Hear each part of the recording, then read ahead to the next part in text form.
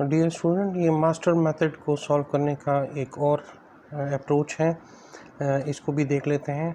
देखिए, आपके पास general recurrence जो है उसका एक्सप्रेशन आपको दिया हुआ है, T of n equals to a T n by b plus theta n power के log of p to the base N.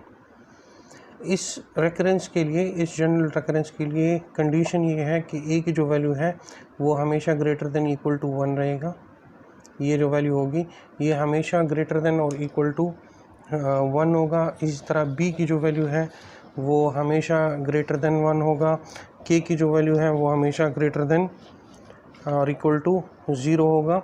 और पी जो है वो आपके पास एक रियल नंबर होगा। अब इसमें आपके पास टोटल 3 कंडीशंस हैं, 1, 2 एंड 3। पहला कंडीशन क्या है, अगर ए की वैल्यू ग्रेटर हो बी पावर के से, या ए की वैल्यू कम हो बी पावर के से, या ए इक्वल्स टू बी पावर के हो, तो फिर क्या रेकरेंस आएगा। पहला कंडीशन है कि अगर if a is greater than b power के then T of n equals to theta n power log of a to the base b. जब ए की वैल्यू ग्रेटर होगी बी पावर के से, तो फिर आपके पास टी ऑफ एन जो है वो इसके बराबर होगा। दूसरा condition, if a is less than b power के देन, तो फिर आपको 2 और कंडीशंस चेक करनी पड़ेगी। आपको पी की वैल्यू को चेक करना पड़ेगा। ये जो पी की वैल्यू है आपने इसको चेक करना है।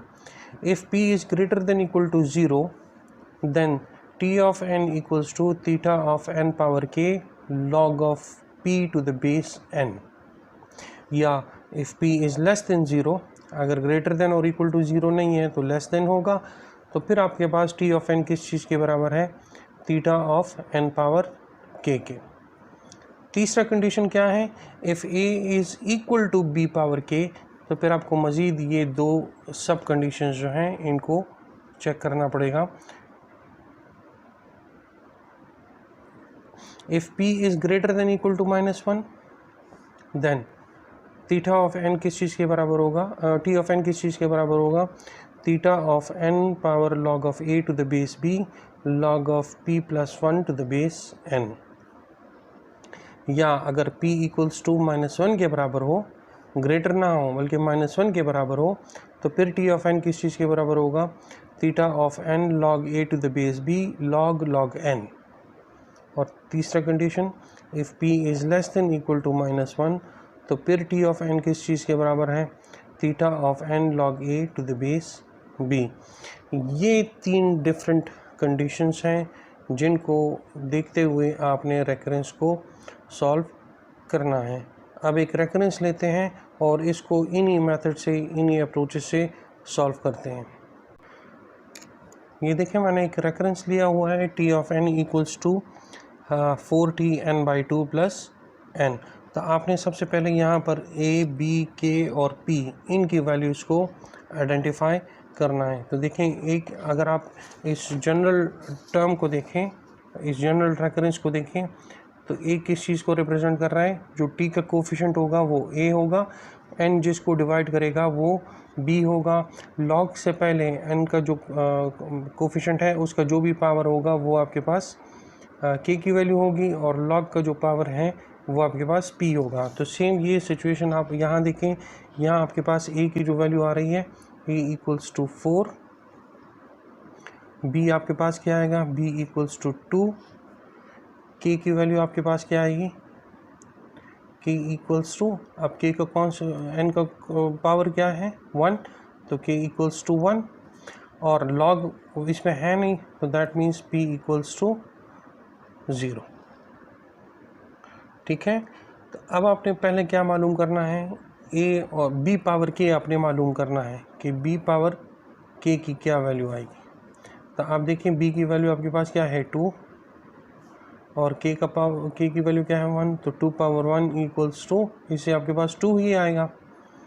ठीक है, कंडीशन आपने क्या चेक करना है, जो 3 कंडीशंस हमने बात की थी, कि आप देखें हमने कंडीशंस क्या क्या चेक करना है, a is greater then b power k, क्या ये ग्रेटर है कि नहीं है। तो आप यहाँ देखो, a is greater then b power k, a की वैल्यू क्या है 4, greater than b power k से आपके पास क्या आया 2, that means this is greater, ये कंडीशन सेटिस्फाई हो रहे हैं।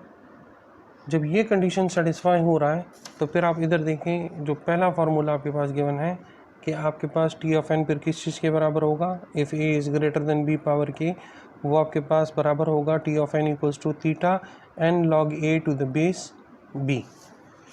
तो हम यहाँ लिख सकते हैं कि टी ऑफ एन ये मेरे पास किस चीज़ के बराबर होगा, ये बराबर होगा theta of n log of a to the base b, इसके बराबर होगा। यहाँ आप इसमें वैल्यू पुट कीजिएगा, theta of n log of a की वैल्यू क्या है 4 और बी की वैल्यू आपके पास क्या है 2। ठीक है, जब आप इसको फर्दर सॉल्व करेंगे, log of 4 to the base 2, इससे आता है 2, तो ये आपके पास आ जाएगा थीटा एन स्क्वेयर। तो ये जो गिवन रेकरेंस है T of n equals to 4t n/2 plus n, अगर आप इसको मास्टर मेथड से सॉल्व करते हो तो इसकी टाइम कम्प्लेक्सिटी आपके पास आती है थीटा एन स्क्वेयर। इसी तरह आप देखें, ये आपको एक दूसरा रेकरेंस गिवन है T of n equals to 4t n/2 plus n square. इसको सॉल्व करते हैं यूजिंग मास्टर मेथड। तो आप देखें यहाँ आपके पास ए की क्या वैल्यू है, ए इक्वल्स टू 4, बी की वैल्यू आपके पास है 2, के की वैल्यू आपके पास है, एन का जो पावर है वो के की वैल्यू है दैट इज़ 2, और पी आपके पास इसमें मौजूद नहीं है तो पी इक्वल्स टू 0।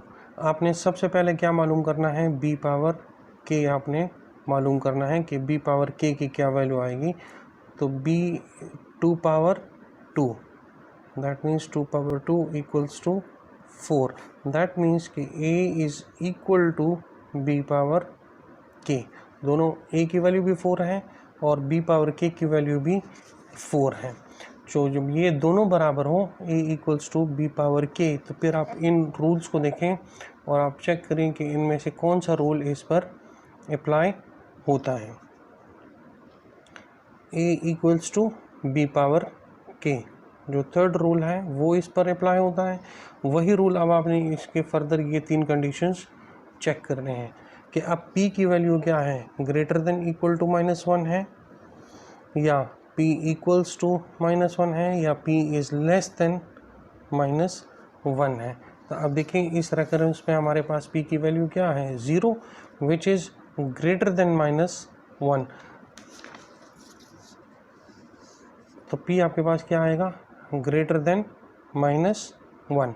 तो फिर आपने टी ऑफ एन किस चीज़ के बराबर होगा, theta of log a to the base b log of p plus 1 to the base n, इसके बराबर होगा।